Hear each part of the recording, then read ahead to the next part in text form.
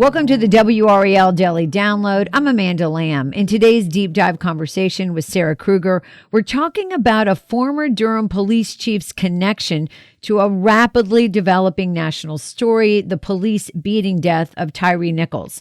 Sarah, welcome to the program. Thanks for having me. By now, I'm sure everyone has been following the coverage of Tyre Nichols, who was beaten by 5 Memphis police officers during a traffic stop. He died as a result of his injuries from that beating. The brutal beating was captured on the body cameras of the officers. That video was recently released. The officers involved were fired and charged with second-degree murder. Other people at the scene who were working at the scene have also either been fired or put on leave. They're being investigated. And the person leading the investigation is a former Durham Police Chief, Cerelyn C.J. Davis, who is now the chief in Memphis. So this is a really big deal. She's in the national spotlight. Sarah, talk a little bit about that. Yeah, she is someone very familiar to people in Durham. She was the chief of police here for 5 years, from 2016 to 2021. And this was her job right before being chief in Memphis. So we can all remember, the announcement that she was leaving and where she was going, that she was heading to Memphis. And when you see such a familiar face then in the national news like this, I think it's made everything hit home for the people here in Durham even more. And it also causes people to draw comparisons and to ask questions about her time here. Absolutely. The officers that were involved in Nichols' death were part of an elite unit called the Scorpion Unit, which involved 30 officers divided roughly into 3 teams that specifically target violent offenders in high crime areas. Now, Scorpion stands for Street Crimes Operation to Restore Peace in Our Neighborhoods. And Chief Davis started this. And then shortly after all this stuff came out about Nichols' death, she disbanded it. She said she was listening to Nichols' family and members of the community on this issue. But at first she did resist disbanding it, saying that, a single egregious act didn't make the whole unit bad. She's really under a lot of pressure here. Do people who know her from her time here think she's up to this high profile spotlight and what she's dealing with? They absolutely do. So I spoke with current and former Durham police officers who served under her. And I also talked to the sheriff, the mayor pro tem, who worked closely alongside her. And every single one of them, they had nothing but confidence in her, praise for her, both for her legacy here and the way that she is handling the situation in Memphis. They really think she is someone with a proven track record who is up for this very difficult task before her. And, you were talking about drawing comparisons.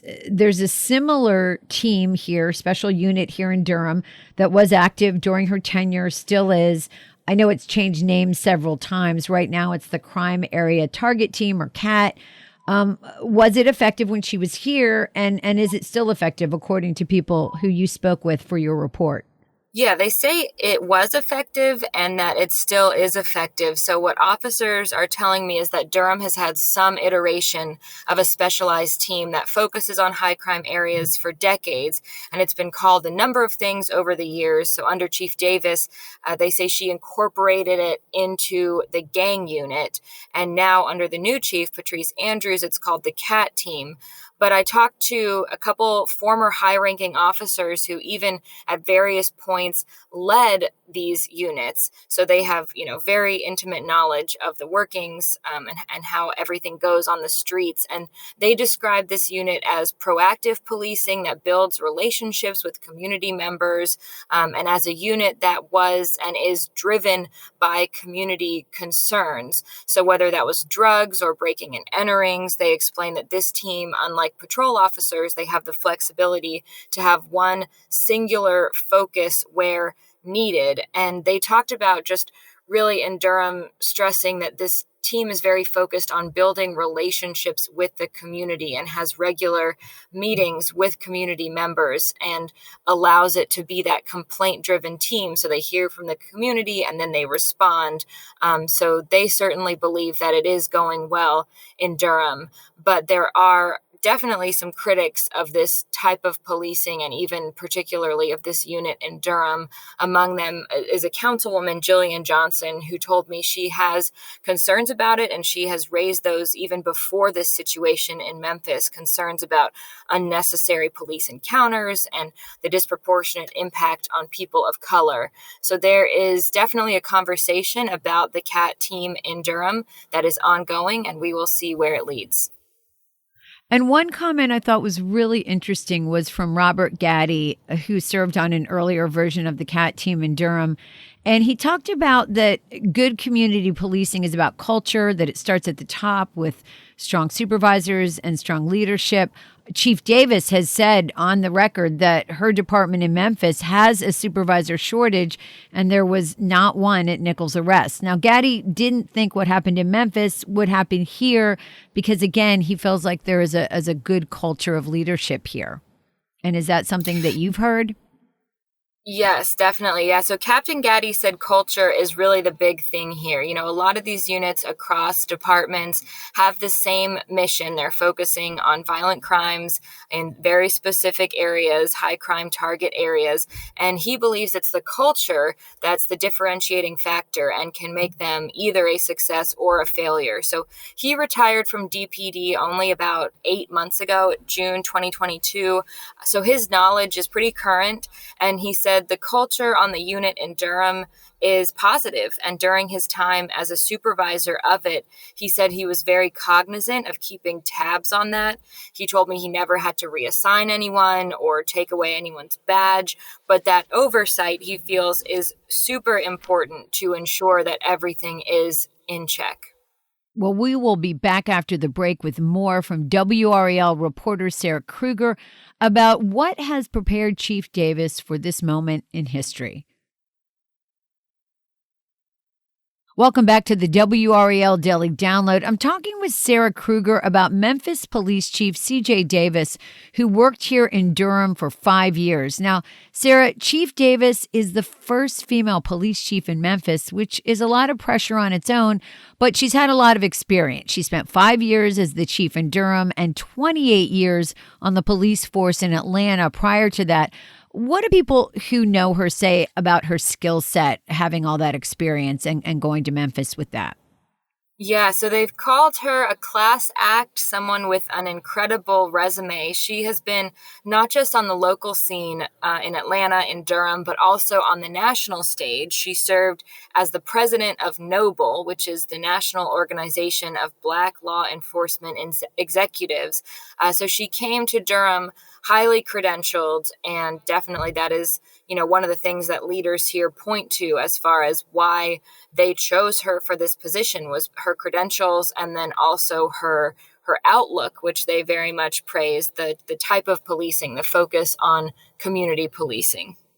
And yeah, you did mention that in the first half that she is credited by several of these officials as really working hard to regain the trust of the community in Durham, to create better relationships between the community and the police.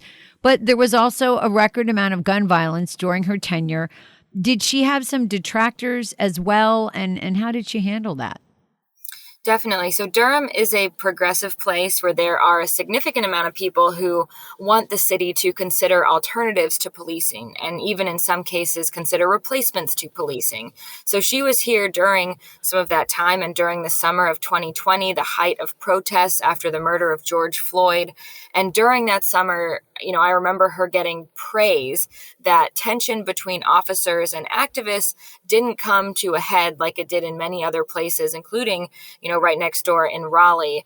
And I remember one time in particular, a group of protesters that got down onto 147, onto the Durham freeway and shut down 147. And traffic was at a complete standstill. They refused to move until they could get a meeting with Chief Davis, and she agreed to that, and they had that meeting. So I'm sure, behind the scenes, the criticism that she and really every chief faces probably takes an emotional toll. But from my view, what I saw as an outsider, as someone who was covering her and covering these types of interactions, she seemed to handle it professionally. And she dealt with a lot of, I believe that was during the Black Lives Matter movement after George Floyd was killed. I mean, she dealt with a lot of pretty intense scrutiny and protests during that time. She did. And, one thing I was also just thinking about is during that time, activists painted defund in the street right in front of police headquarters, like in huge letters. It took up both lanes of traffic, and it remained there for months, maybe even years during her time. So that was, a daily reminder of this tension between police and the community that can exist. And that must not have been easy, but ultimately that paint was removed. And again, from people you've spoken with, how do people feel like she's handling the situation in Memphis? I mean, she is on the hot seat. She's in the national spotlight every single day. Yeah, they think she's handling it well, particularly the swift firing of the officers involved. That is something that everyone I spoke with pointed to. The sheriff in Durham, Clarence Burkhead, he told me she is the person you would want in this kind of a situation. He said she's handling it as well as any law enforcement professional would hope to. And Captain Robert Gaddy, who we talked about earlier, he was a high-ranking official under Chief Davis, and he agreed with that assessment from the sheriff. He said her experience when she came to Durham was notable. She had all of that time in Atlanta, such a major city, major police department, and he believes that gave her a lot of exposure to some major situations that will certainly be helping her as she navigates this. Absolutely. And I know that we will all continue to follow the case and continue to follow her as she is, showing her leadership in this investigation. Sarah, thank you so much for sharing your insight and your reporting. And thank you for listening to the WRAL Daily Download and making us part of your morning routine. Another great way to get WRAL news is the Morning Briefing newsletter. It's a daily email waiting in your inbox every morning with Triangle news, events, and headlines to get you ready for the day. Sign up at WRAL.com/newsletter.